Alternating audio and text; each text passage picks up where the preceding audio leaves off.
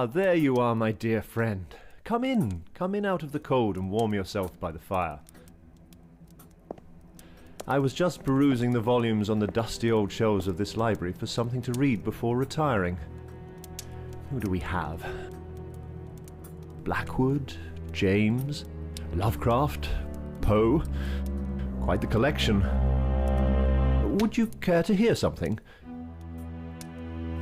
You would? Splendid. Now, let me see. Ah, here we are. I believe I have the very thing.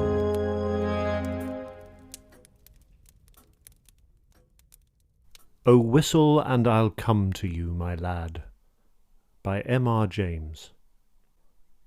"I suppose you will be getting away pretty soon, now that full term is over, Professor?" said a person not in the story to the Professor of Ontography, soon after they had sat down next to each other at a feast in the hospitable hall of St. James's College. The Professor was young, neat, and precise in speech. "Yes," he said. "My friends have been making me take up golf this term, and I mean to go to the East Coast, in point of fact to Burnstow, I dare say you know it, for a week or 10 days to improve my game. I hope to get off tomorrow." "Oh, Parkins," said his neighbour on the other side, "if you are going to Burnstow, I wish you would look in at the site of the Templars' Preceptory, and let me know if you think it would be any good to have a dig there in the summer." It was, as you might suppose, a person of antiquarian pursuits who said this, but since he merely appears in this prologue, there is no need to give his entitlements. "Certainly," said Parkins the Professor. "If you will describe to me whereabouts the site is, I will do my best to give you an idea of the lie of the land when I get back. Or I could write to you about it, if you would tell me where you are likely to be." "Don't trouble to do that, thanks. It's only that I'm thinking of taking my family in that direction in the long, and it occurred to me that as very few of the English preceptories have ever been properly planned, I might have an opportunity of doing something useful on off-days."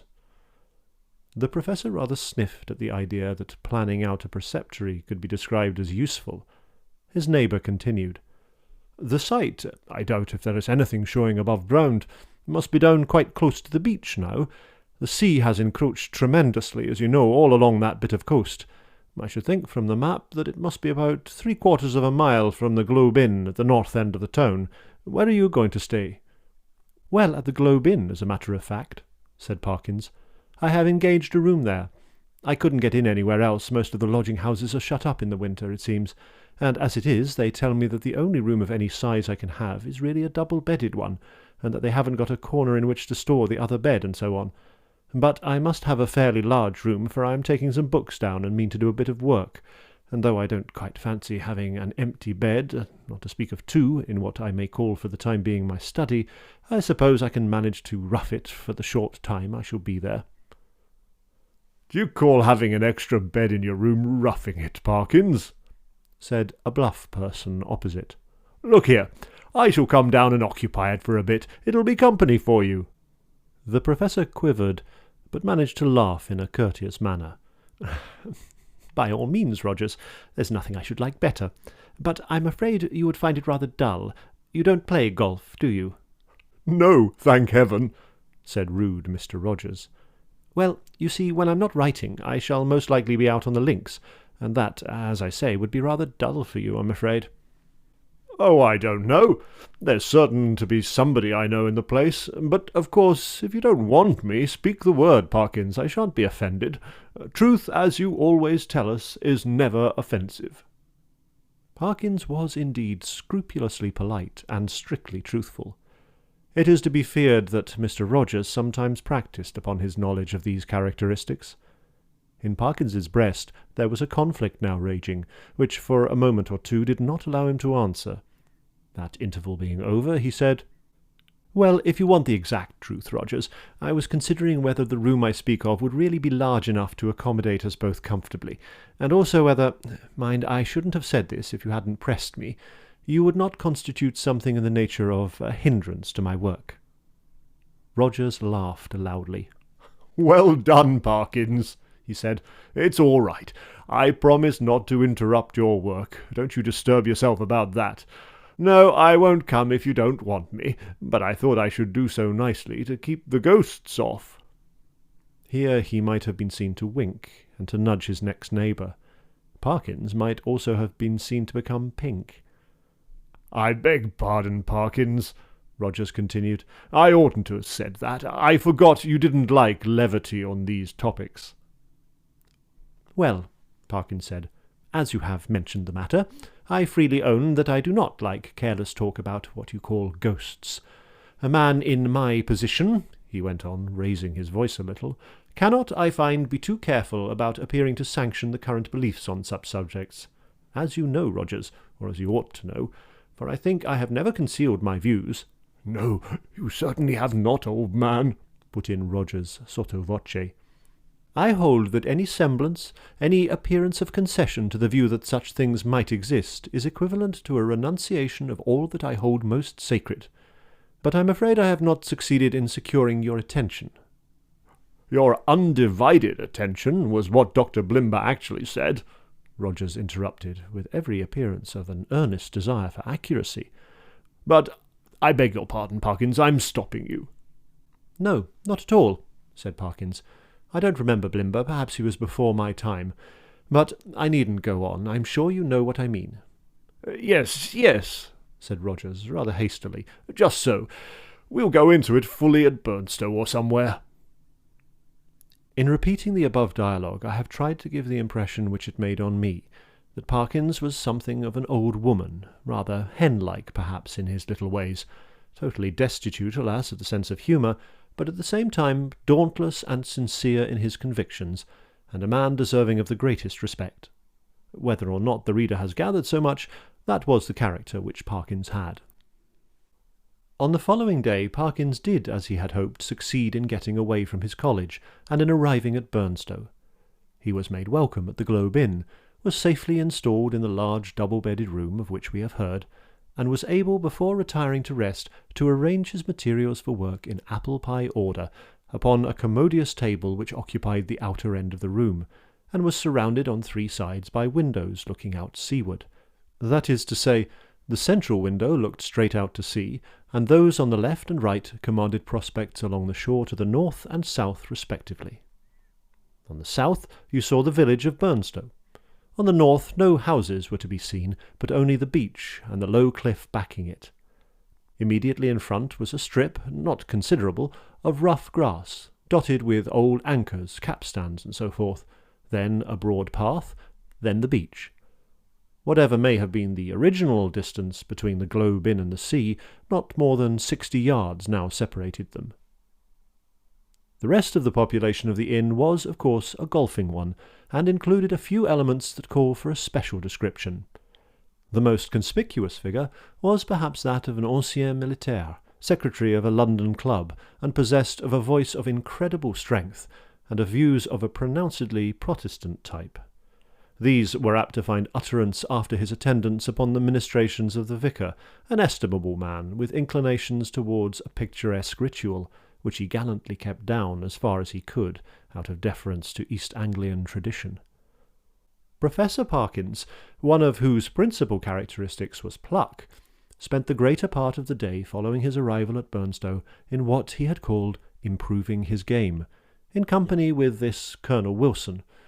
During the afternoon, whether the process of improvement were to blame or not, I am not sure, the Colonel's demeanour assumed a colouring so lurid that even Parkins jibbed at the thought of walking home with him from the links.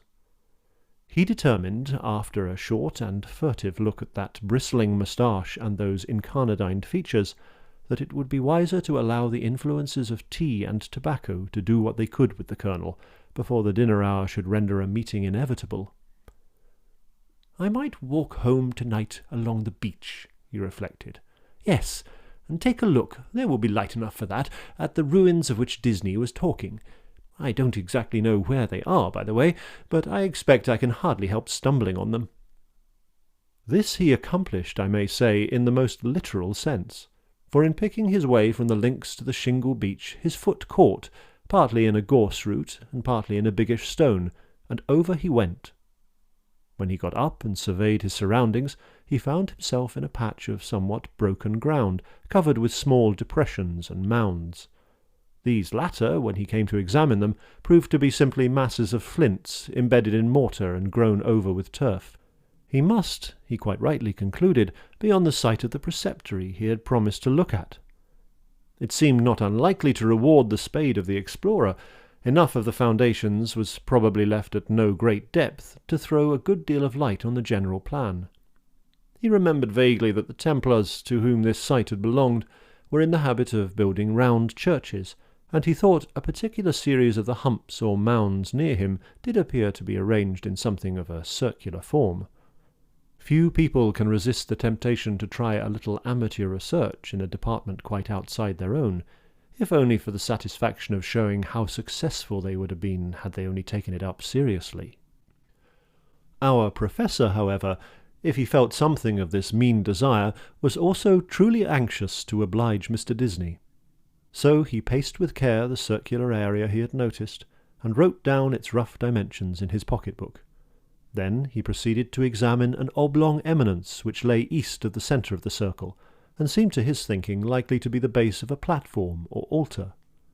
At one end of it, the northern, a patch of the turf was gone, removed by some boy or other creature ferae naturae. It might, he thought, be as well to probe the soil here for evidences of masonry, and he took out his knife and began scraping away the earth. And now followed another little discovery. A portion of soil fell inward as he scraped, and disclosed a small cavity. He lighted one match after another to help him to see what nature the hole was, but the wind was too strong for them all. By tapping and scratching the sides with his knife, however, he was able to make out that it must be an artificial hole in masonry.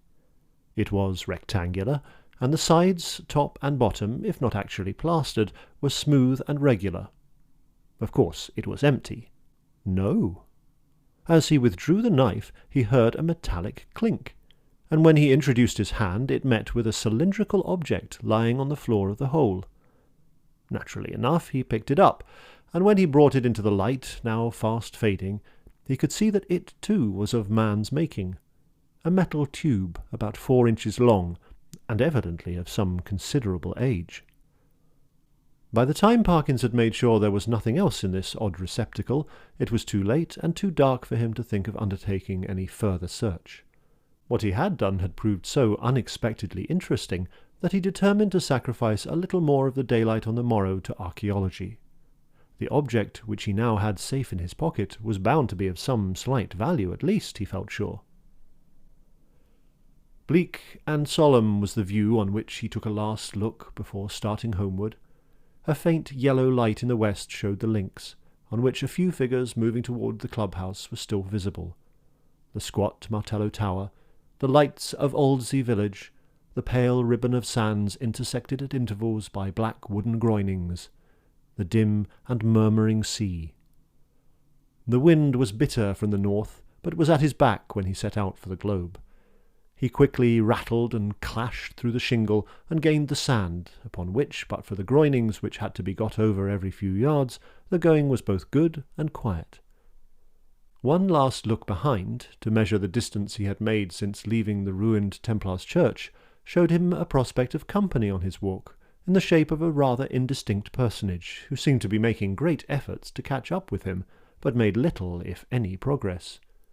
I mean that there was an appearance of running about his movements, but that the distance between him and Parkins did not seem materially to lessen. So, at least, Parkins thought, and decided that he almost certainly did not know him, and that it would be absurd to wait until he came up. For all that, company, he began to think, would really be very welcome on that lonely shore, if only you could choose your companion. In his unenlightened days he had read of meetings in such places, which even now would hardly bear thinking of. He went on thinking of them, however, until he reached home, and particularly of one which catches most people's fancy at some time of their childhood. Now I saw in my dream that Christian had gone but a very little way, when he saw a foul fiend coming over the field to meet him. What should I do now, he thought, if I looked back, and caught sight of a black figure sharply defined against the yellow sky, and saw that it had horns and wings. I wonder whether I should stand or run for it. Luckily the gentleman behind is not that kind. He seems to be about as far off now as when I first saw him. Well, at this rate he won't get his dinner as soon as I shall, and, dear me, it's within a quarter of an hour of the time now. I must run." Parkins had, in fact, very little time for dressing. When he met the Colonel at dinner, peace, or as much of her as that gentleman could manage, reigned once more in the military bosom. Nor was she put to flight in the hours of bridge that followed dinner, for Parkins was a more than respectable player. When, therefore, he retired towards 12 o'clock, he felt that he had spent his evening in quite a satisfactory way, and that even for so long as a fortnight or 3 weeks life at the Globe would be supportable under similar conditions. Especially, thought he, if I go on improving my game. As he went along the passages he met the boots of the Globe, who stopped and said, "Beg pardon, sir, but as I was a-brushing your coat just now, there was something fell out of the pocket. I put it on your chest of drawers, sir, in your room, sir. A piece of pipe or something of that, sir. Thank you, sir. You'll find it on your chest of drawers, sir. Yes, sir. Good night, sir." The speech served to remind Parkins of his little discovery of that afternoon. It was with some considerable curiosity that he turned it over by the light of his candles. It was of bronze, he now saw, and was shaped very much after the manner of a modern dog-whistle. In fact it was, yes, certainly it was, actually no more nor less than a whistle.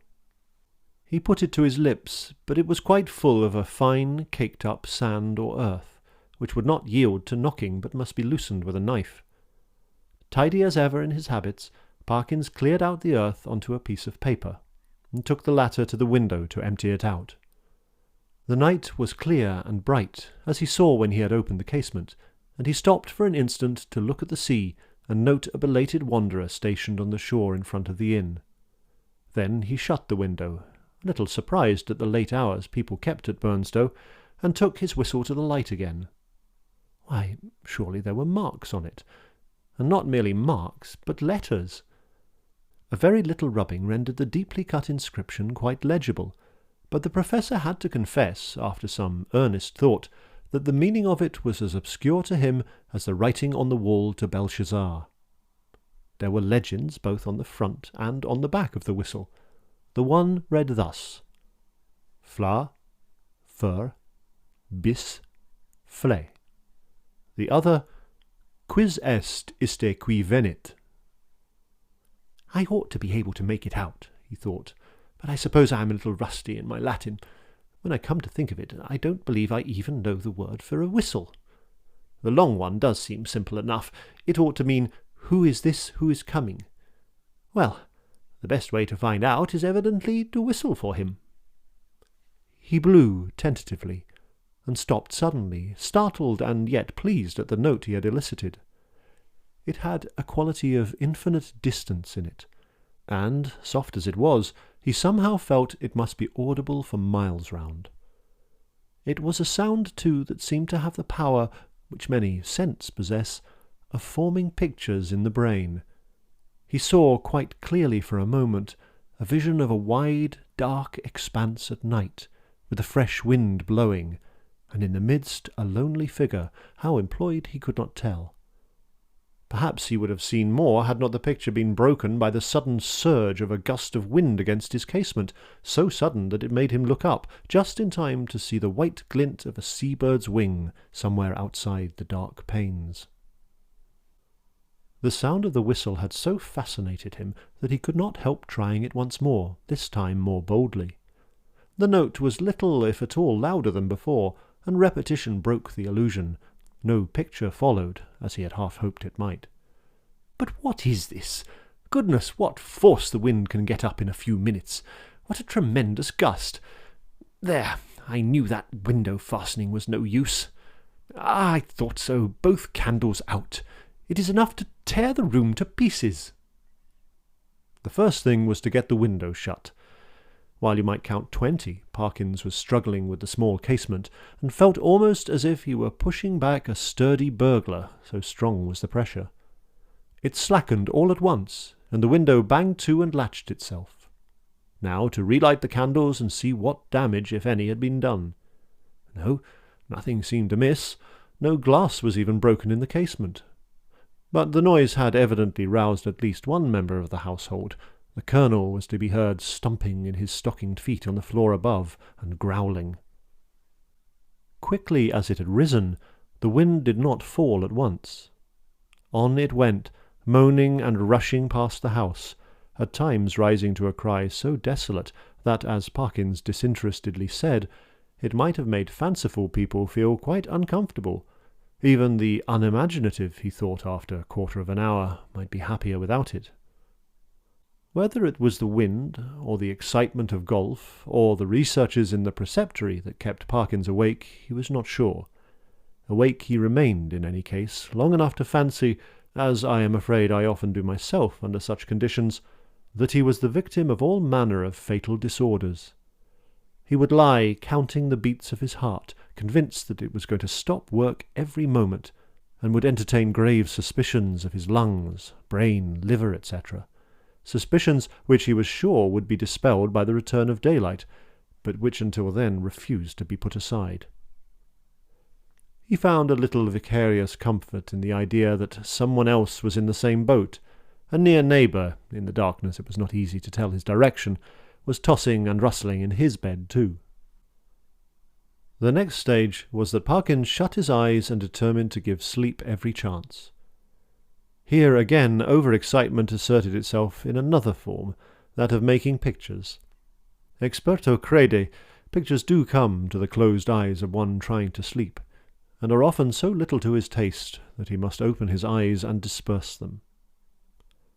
Parkins's experience on this occasion was a very distressing one. He found that the picture which presented itself to him was continuous. When he opened his eyes, of course, it went, but when he shut them once more, it framed itself afresh, and acted itself out again, neither quicker nor slower than before. What he saw was this. A long stretch of shore, shingle-edged by sand, and intersected at short intervals with black groins running down to the water. A scene, in fact, so like that of his afternoon's walk, that in the absence of any landmark it could not be distinguished therefrom. The light was obscure, conveying an impression of gathering storm, late winter evening, and slight cold rain. On this bleak stage at first no actor was visible. Then, in the distance, a bobbing black object appeared. A moment more, and it was a man, running, jumping, clambering over the groins, and every few seconds looking eagerly back. The nearer he came, the more obvious it was that he was not only anxious, but even terribly frightened, though his face could not be distinguished. He was, moreover, almost at the end of his strength. On he came. Each successive obstacle seemed to cause him more difficulty than the last. "Will he ever get over this next one?" thought Parkins. "It seems a little higher than the others." Yes, half climbing, half throwing himself, he did get over, and fell all in a heap on the other side, the side nearest to the spectator. There, as if really unable to get up again, he remained crouching under the groin, looking up in an attitude of painful anxiety. So far no cause whatever for the fear of the runner had been shown, but now there began to be seen far up the shore a little flicker of something light-coloured, moving to and fro with great swiftness and irregularity. Rapidly growing larger, it too declared itself as a figure in pale, fluttering draperies, ill-defined. There was something about its motion which made Parkins very unwilling to see it at close quarters. It would stop, raise arms, bow itself towards the sand, then run, stooping, across the beach to the water edge and back again, and then, rising upright, once more continue its course forward at a speed that was startling and terrifying. The moment came when the pursuer was hovering about from left to right, only a few yards beyond the groin where the runner lay in hiding. After 2 or 3 ineffectual castings hither and thither, it came to a stop, stood upright with arms raised high, and then darted straight forward towards the groin. It was at this point that Parkins always failed in his resolution to keep his eyes shut. With many misgivings as to the incipient failure of eyesight, overworked brain, excessive smoking, and so on, he finally resigned himself to light his candle, get out a book, and pass the night waking, rather than be tormented by this persistent panorama, which he saw clearly enough could only be a morbid reflection of his walk and his thoughts on that very day. The scraping of match on box and the glare of light must have startled some creatures of the night, rats or what not, which he heard scurry across the floor from the side of his bed with much rustling. Dear, dear, the match is out, fool that it is.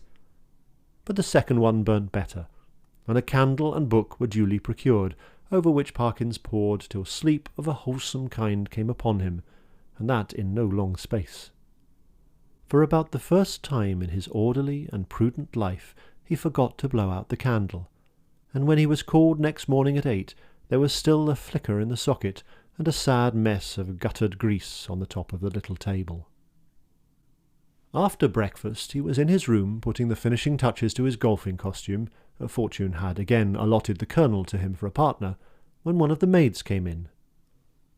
"Oh, if you please," she said, "would you like any blankets on your bed, sir?" "Ah, thank you," said Parkins. "Yes, I think I should like one. It seems likely to turn rather colder." In a very short time the maid was back with the blanket. "Which bed should I put it on, sir?" she asked. "What? Why, that one, the one I slept in last night," he said, pointing to it. "Oh, yes, I beg your pardon, sir, but you seem to have tried both of 'em. Leastways, we had to make 'em both up this morning." "Really? How very absurd," said Parkins. "I certainly never touched the other, except to lay some things on it. Did it actually seem to have been slept in?" "Oh, yes, sir," said the maid. "Why, all the things was crumpled and throwed about always, if you'll excuse me, sir, quite as if anyone hadn't passed but a very poor night, sir." "Dear me," said Parkins. "Well, I may have disordered it more than I thought when I unpacked my things. I'm very sorry to have given you the extra trouble, I'm sure. I expect a friend of mine soon, by the way, a gentleman from Cambridge, to come and occupy it for a night or two. That will be all right, I suppose, won't it?" "Oh, yes, to be sure, sir. Thank you, sir. It's no trouble, I'm sure," said the maid, and departed to giggle with her colleagues. Parkins set forth, with a stern determination to improve his game. I am glad to be able to report that he succeeded so far in this enterprise that the Colonel, who had been rather repining at the prospect of a second day's play in his company, became quite chatty as the morning advanced, and his voice boomed out over the flats, as certain also of our own minor poets have said, like some great bourdon in a minster tower. "Extraordinary wind that we had last night," he said. "My old home we should have said someone had been whistling for it." "Should you indeed?" said Parkins. "Is there a superstition of that kind still current in your part of the country?" "I don't know about superstition," said the Colonel. "They believe in it all over Denmark and Norway, as well as on the Yorkshire coast. And my experience is, mind you, that there's generally something at the bottom of what these country folk hold to, and have held to for generations. But it's your drive." Or whatever it might have been, the golfing reader will have to imagine appropriate digressions at the proper intervals. When conversation was resumed, Parkins said with a slight hesitancy, "Apropos of what you were saying just now, Colonel, I think I ought to tell you that my own views on such subjects are very strong. I am, in fact, a convinced disbeliever in what is called the supernatural." "What?" said the Colonel. "Do you mean to tell me you don't believe in second sight or ghosts or anything of that kind?" "In nothing whatever of that kind," returned Parkins firmly. "Well," said the Colonel, "but it appears to me at that rate, sir, that you must be little better than a Sadducee." Parkins was on the point of answering that, in his opinion, the Sadducees were the most sensible persons he had ever read of in the Old Testament, but, feeling some doubt as to whether much mention of them was to be found in that work, he preferred to laugh the accusation off. "Perhaps I am," he said. "But, here, give me my cleek, boy. Excuse me one moment, Colonel." A short interval.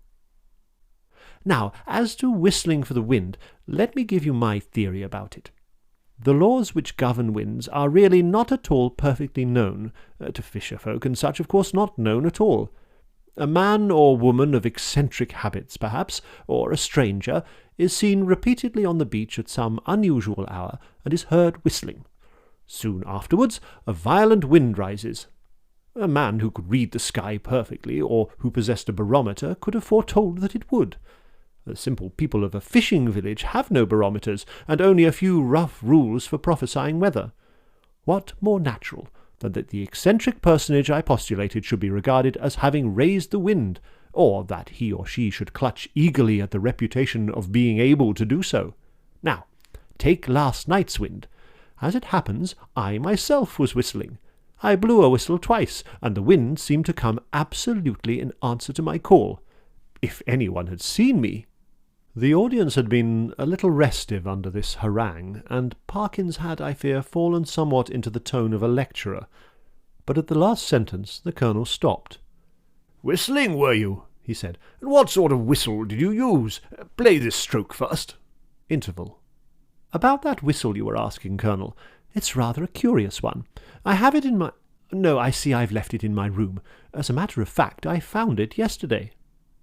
And then Parkins narrated the manner of his discovery of the whistle, upon hearing which the Colonel grunted, and opined that, in Parkins's place, he should himself be careful about using a thing that had belonged to a set of papists, of whom, speaking generally, it might be affirmed that you never knew what they might not have been up to. From this topic he diverged to the enormities of the vicar, who had given notice on the previous Sunday that Friday would be the feast of St. Thomas the Apostle, and that there would be service at 11 o'clock in the church. This and other similar proceedings constituted, in the Colonel's view, a strong presumption that the vicar was a concealed papist, if not a Jesuit, and Parkins, who could not very readily follow the Colonel in this region, did not disagree with him. In fact, they got on so well together in the morning that there was no talk on either side of their separating after lunch. Both continued to play well during the afternoon, or at least well enough to make them forget everything else until the light began to fail them. Not until then did Parkins remember that he had meant to do some more investigating at the preceptory, but it was of no great importance, he reflected. One day was as good as another. He might as well go home with the Colonel. As they turned the corner of the house, the Colonel was almost knocked down by a boy who rushed into him at the very top of his speed, and then, instead of running away, remained hanging on to him and panting.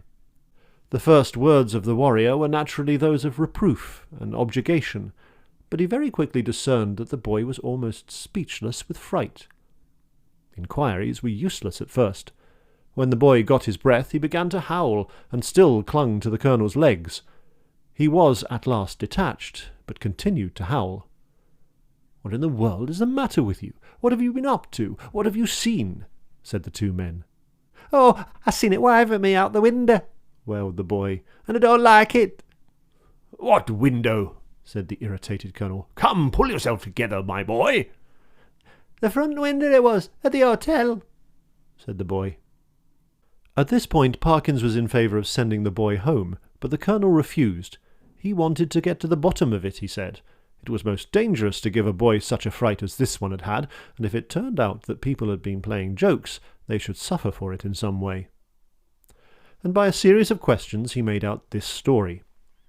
The boy had been playing about on the grass in front of the globe with some others. Then they had gone home to their teas, and he was just going when he happened to look up at the front window and see it a-wiving at him. It seemed to be a figure of some sort, in white as far as he knew. Couldn't see its face, but it wived at him, and it warn't a right thing, not to say a right person. Was there a light in the room? No, he didn't think to look if there was a light. Which was the window? Was it the top one or the second one? The second one, it was. The big window what got two little uns at the sides.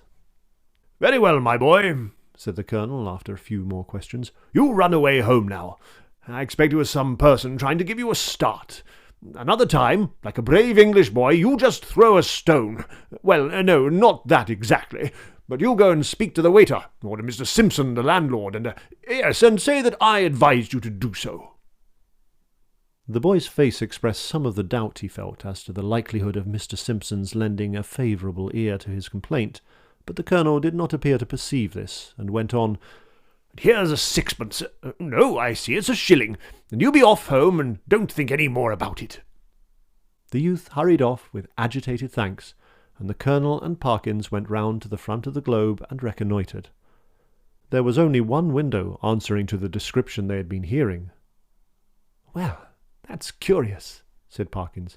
"It's evidently my window the lad was talking about. Will you come up for a moment, Colonel Wilson? We ought to be able to see if anyone has been taking liberties in my room." They were soon in the passage, and Parkins made as if to open the door. Then he stopped and felt in his pockets. "This is more serious than I thought," was his next remark. "I remember now that before I started this morning I locked the door. It is locked now, and what is more, here is the key." And he held it up. "Now," he went on, "if the servants are in the habit of going into one's room during the day when one is away, I can only say that I don't approve of it at all." Conscious of a somewhat weak climax, he busied himself in opening the door, which was indeed locked, and in lighting candles. "No," he said, "nothing seems disturbed." "Except your bed," put in the Colonel. "Excuse me, that isn't my bed," said Parkins. "I don't use that one. But it does look as if someone had been playing tricks with it." It certainly did. The clothes were bundled up and twisted together in a most tortuous confusion. Parkins pondered. "That must be it," he said at last. "I disordered the clothes last night in unpacking, and they haven't made it since. Perhaps they came in to make it, and that boy saw them through the window, and then they were called away and locked the door after them. Yes, I think that must be it." "Well, ring and ask," said the Colonel. And this appealed to Parkins as practical. The maid appeared, and, to make a long story short, deposed that she had made the bed in the morning when the gentleman was in the room, and hadn't been there since. No, she hadn't no other key. Mr. Simpson, he kept the keys. He'd be able to tell the gentleman if anyone had been up. This was a puzzle. Investigation showed that nothing of value had been taken, and Parkins remembered the disposition of the small objects on tables and so forth well enough to be pretty sure that no pranks had been played with them. Mr. and Mrs. Simpson furthermore agreed that neither of them had given the duplicate key of the room to any person whatever during the day. Nor could Parkins, fair-minded man as he was, detect anything in the demeanour of master, mistress, or maid that indicated guilt. He was much more inclined to think that the boy had been imposing on the Colonel. The latter was unwontedly silent and pensive at dinner and throughout the evening. When he bade good night to Parkins, he murmured in a gruff undertone, "You know where I am if you want me during the night." "Why, yes, thank you, Colonel Wilson, I think I do. But there isn't much prospect of my disturbing you, I hope. By the way," he added, "did I show you that old whistle I spoke of? I think not. Well, here it is." The Colonel turned it over gingerly in the light of the candle. "Can you make anything of the inscription?" asked Parkins as he took it back. "No, not in this light. What do you mean to do with it?" "Oh, well, when I get back to Cambridge I shall submit it to some of the archaeologists there and see what they think of it, and very likely, if they consider it worth having, I may present it to one of the museums." Said the Colonel. "Well, you may be right. All I know is, if it were mine, I should chuck it straight into the sea. It's no use talking, I'm well aware, but I expect that with you it's a case of live and learn. I hope so, I'm sure, and I wish you a good night." He turned away, leaving Parkins in act to speak at the bottom of the stair, and soon each was in his own bedroom. By some unfortunate accident there were neither blinds nor curtains to the windows of the Professor's room. The previous night he had thought little of this, but tonight there seemed every prospect of a bright moon rising to shine directly on his bed, and probably wake him later on. When he noticed this he was a good deal annoyed, but with an ingenuity which I can only envy, he succeeded in rigging up, with the help of a railway rug, some safety pins, and a stick and umbrella, a screen which, if it only held together, would completely keep the moonlight off his bed. And shortly afterward he was comfortably in that bed. When he had read a somewhat solid work long enough to produce a decided wish for sleep, he cast a drowsy glance round the room, blew out the candle, and fell back upon the pillow. He must have slept soundly for an hour or more, when a sudden clatter shook him up in a most unwelcome manner. In a moment he realized what had happened. His carefully constructed screen had given way, and a very bright, frosty moon was shining directly on his face. This was highly annoying. Could he possibly get up and reconstruct the screen, or could he manage to sleep if he did not? For some minutes he lay and pondered over the possibilities.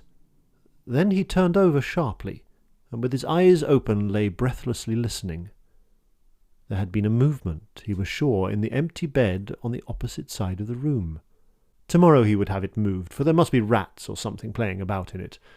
It was quiet now. No, the commotion began again. There was a rustling and shaking, surely more than any rat could cause. I can figure to myself something of the Professor's bewilderment and horror, for I have in a dream 30 years back seen the same thing happen. But the reader will hardly perhaps imagine how dreadful it was to him to see a figure suddenly sit up in what he had known was an empty bed. He was out of his own bed in one bound, and made a dash towards the window where lay his only weapon, the stick with which he had propped his screen. This was, as it turned out, the worst thing he could have done, because the personage in the empty bed, with a sudden, smooth motion, slipped from the bed and took up a position with outspread arms between the two beds and in front of the door. Parkins watched it in a horrid perplexity. Somehow the idea of getting past it and escaping through the door was intolerable to him. He could not have borne, he didn't know why, to touch it, and as for its touching him, he would sooner dash himself through the window than have that happen. It stood for the moment in a band of dark shadow, and he had not seen what its face was like. Now it began to move in a stooping posture, and all at once the spectator realized with some horror and some relief that it must be blind, for it seemed to feel about it with its muffled arms in a groping and random fashion. Turning half away from him, it became suddenly conscious of the bed he had just left, and darted towards it, and bent and felt over the pillows in a way which made Parkins shudder, as he had never in his life thought it possible. In a very few moments it seemed to know that the bed was empty, and then, moving forward into the area of light and facing the window, it showed for the first time what manner of thing it was. Parkins, who very much dislikes being questioned about it, did once describe something of it in my hearing, and I gathered that what he chiefly remembers about it is a horrible, an intensely horrible face of crumpled linen. What expression he read upon it he could not or would not tell, but that the fear of it went nigh to maddening him is certain. But he was not at leisure to watch it for long. With formidable quickness it moved into the middle of the room, and as it groped and waved, one corner of its draperies swept across Parkins's face. He could not, though he knew how perilous a sound was, he could not keep back a cry of disgust, and this gave the searcher an instant clue. It leapt towards him upon the instant, and the next moment he was halfway through the window backwards, uttering cry upon cry at the utmost pitch of his voice, and the linen face was thrust close into his own. At this, almost the last possible second, deliverance came, as you will have guessed. The Colonel burst the door open, and was just in time to see the dreadful group at the window. When he reached the figures, only one was left. Parkins sank forward into the room in a faint, and before him on the floor lay a tumbled heap of bedclothes. Colonel Wilson asked no questions, but busied himself in keeping everyone else out of the room and in getting Parkins back into his bed, and himself, wrapped in a rug, occupied the other bed for the rest of the night. Early on the next day Rogers arrived, more welcome than he would have been a day before, and the three of them held a very long consultation in the Professor's room. At the end of it, the Colonel left the hotel door carrying a small object between his finger and thumb, which he cast as far into the sea as a very brawny arm could send it. Later on, the smoke of a burning ascended from the back premises of the Globe. Exactly what explanation was patched up for the staff and visitors at the hotel, I must confess I do not recollect.